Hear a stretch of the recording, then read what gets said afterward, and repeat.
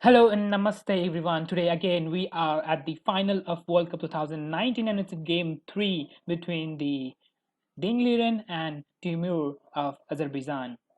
Today we have white pieces for Timur whereas black pieces for Ding, and yes, it's already win for Timur who just came back with the loss of the second game. Now it's equal for both the player where we had draw in the game 1 and second game we have win for Ding, and now we have win for Timur.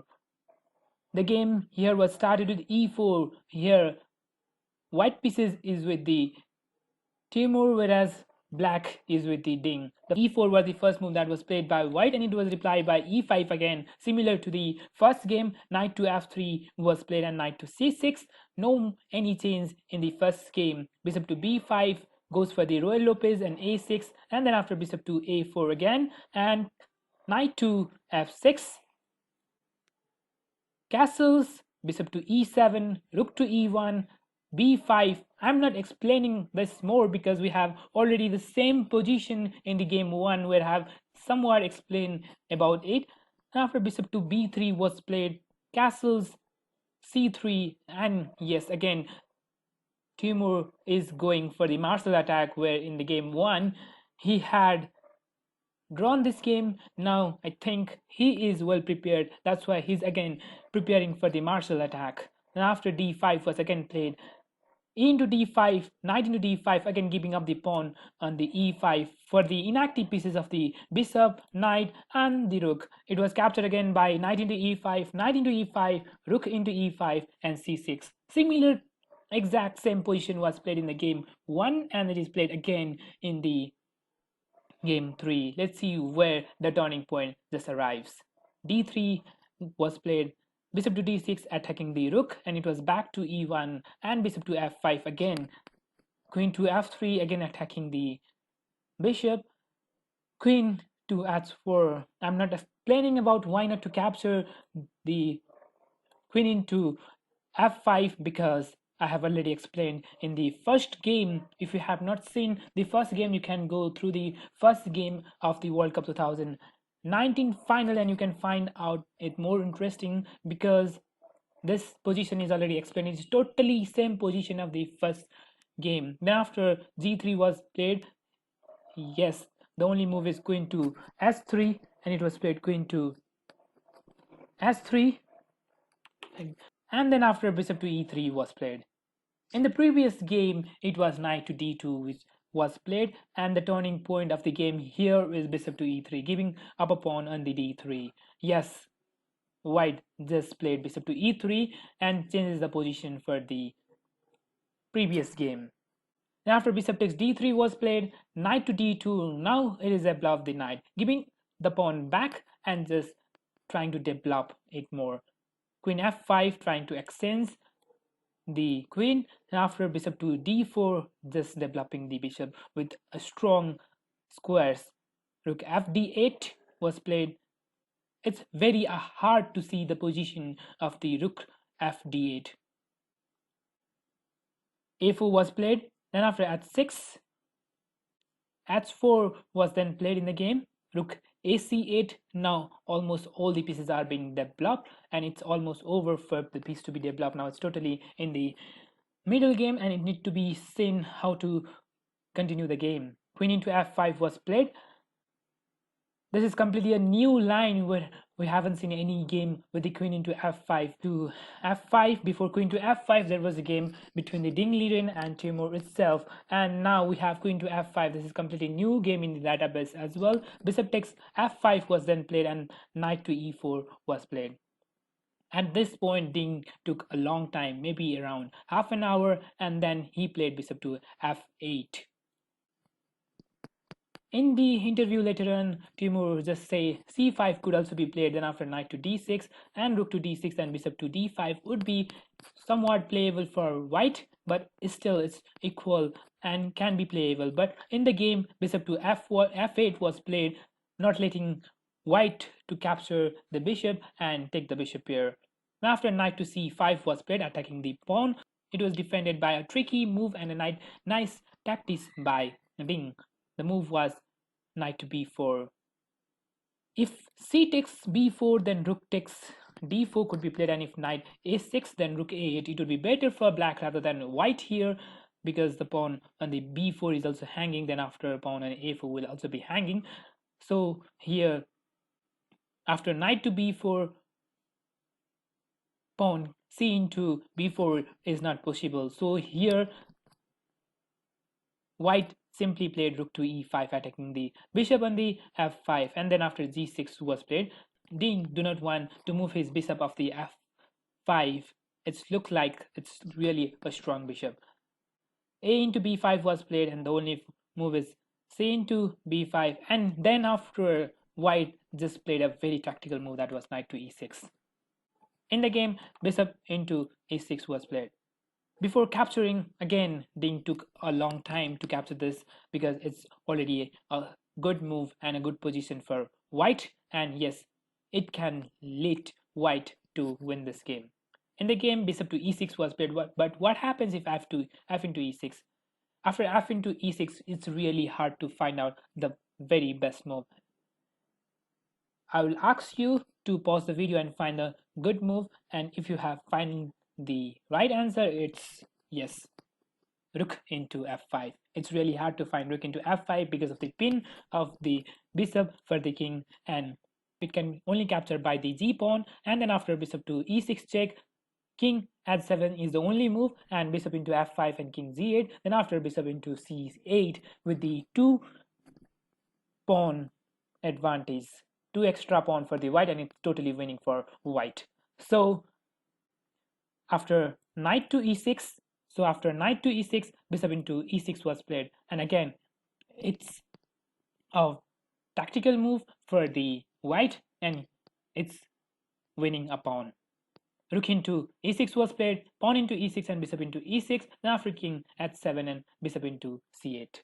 Again, at this point, Ding took a long time whether to capture the bishop on the c8 or come knight to the c2. In the game, rook into c8 was played, but if knight to c2 would be played, then rook c1 can be played, and knight to d4, then simply c into d4 can be played. And if white captures the pawn on the d4, then bishop into a6 is coming up, and yes, it's also advantage for white rather than black, and it's also towards the win for the white. So in the game, rook into c8 was played, capturing the bishop rather than knight to come on the c2 and captures the d4 with the pass pawn. So Ding just agreed to capture the bishop on the c8. Now after c into b4 was played, rook c4. At this point, only white took a long time, and he played a very clever move. But before showing the move, I will show some of the other possibility. If bishop to c3 would be played, then bishop into b4 is coming up, then bishop into b4, then rook into b4, and yes, rook into a6 and rook into b2. And here it's a clear rook b6, and it's a clean draw, and that is not what white is wanting for. Rook to c4, then if not bishop to c3, then bishop to b5, and then also bishop to g7 can be played, and if bishop to d6 protecting the pawn on the b4, then rook to c6 can be played, which attack the bishop and protects the a6 pawn, and then after black can easily capture the a2 pawn. So a very clever move was played by Timur, and that was simply bishop to f6, and that was bishop to f6. Then after bishop to g7 was played, and now bishop to e7 was played, and rook to c6. Now white bishop is protected. Here black is not attacking the bishop, and just is protecting the pawn on the a6. So white can easily defend by rook to a2, and is protected by rook to a2. In the game, king to g8 was then played, bishop to c5, then after protects the pawn, not letting black to have an open file. King to f7 was played. Now white also marches his king towards the center. King to z2 was played, king e6 was then played. Bishop to f8 could also be played. Bishop to f8, then after king f3 and bishop takes, then b into c5, and if rook into c5, then simply rook into a6 could be played. Rook c2, then simply h5, yes, just g into h5, then rook into h6, and if rook into b2, then rook into h5. We have a single pawn versus two pass pawn, and also winning for white. And yes, white can win this game with the two connected pass pawn and just defend the single isolated pawn. So in the game, instead of bishop to f8, instead of bishop to f8, then after king to e6 was played, b3 protecting the b2 pawn and just opening the rook. Now rook is coming in the game. h5 was then played, king to f3, king f5, not letting white king come toward the center, rook d2. Now here comes the rook in the game. Bishop to e5 was then played. Here a5 looks like it could be played, but it's not so. It's illusion that can be played, but after rook to d5, king to after rook to d5, king to e6 is the only move. Then after rook g5 attacks the pawn, and if he captures, then simply captures, and he can capture the rook and captures the pawn on the b4 immediately.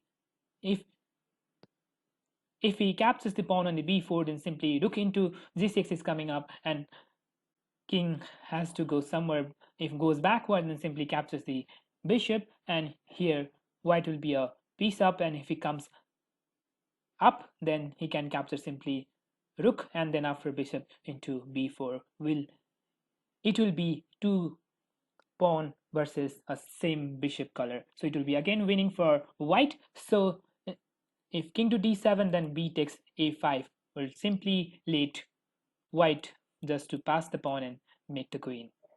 So instead of a5, it was bishop to e5 that was played, and if rook to d5 was then played, and king to e6 was played.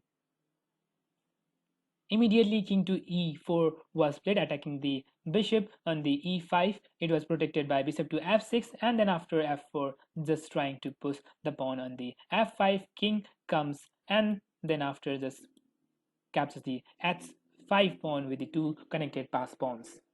Bishop to c3 was played. It is an waiting move for black, and then after f5 was immediately played.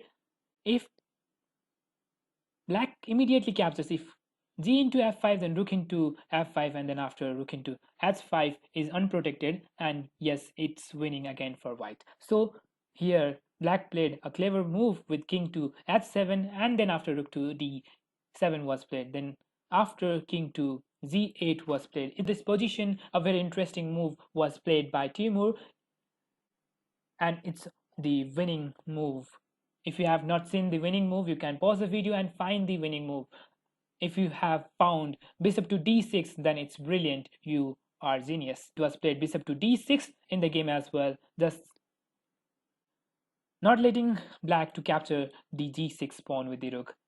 If pawn takes g6, then rook to g6 was coming up, and it was just defended by bishop to d6. Then after g takes f5 was played, king to f5, and bishop to g7, king to g5 was played. Now king into h5 is coming immediately, which is unprotected, and this two pass pawn can easily win the game. And yes, after this position, Ding just resigned. Thank you everyone. If you do like my video, please do like, share and comment, and please do not forget to subscribe my channel. Thank you and bye